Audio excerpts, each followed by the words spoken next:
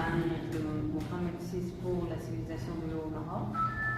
Cette idée d'exposer notre savoir-faire et notre réunion ici a été donnée par Madame le Président qui a eu l'occasion d'assister à un événement. Et c'est ainsi que nous nous sommes rencontrés.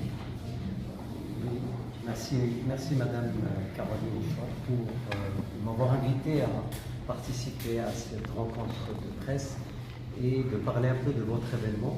C'est vrai, il y avait une première réunion sur Zoom, 14 février, pour discuter de la réalisation de cet événement au niveau du musée, et une deuxième réunion qui était au mois d'avril, le 14 avril, et où on a discuté et approfondir un peu cette action de développement économique de la région, de Marrakech-Safi, et de la faire ici au musée.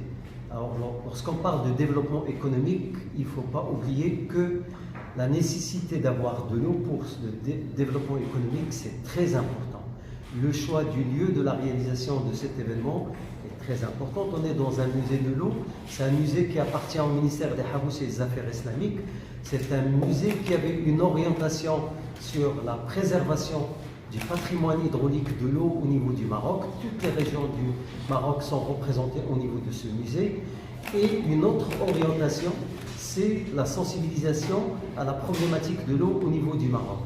Ça, c'est une orientation que le musée a adaptée ces dernières années, vu les années de sécheresse qui sont devenues structurelles, qui sont installées.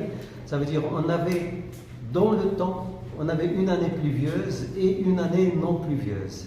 Ces dernières années, je crois à partir des années 86, il y avait un changement dans la répartition de la pluviométrie au niveau du Maroc.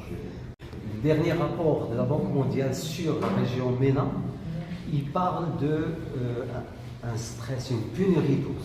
Donc, ça veut dire que c'est moins de... on est actuellement à 630 mètres cubes. قبل ما تخرجوا ما تنسوش تابوناو في لاشين يوتيوب وبارطاجيو الفيديو مع أصحابكم في مواقع التواصل الاجتماعي.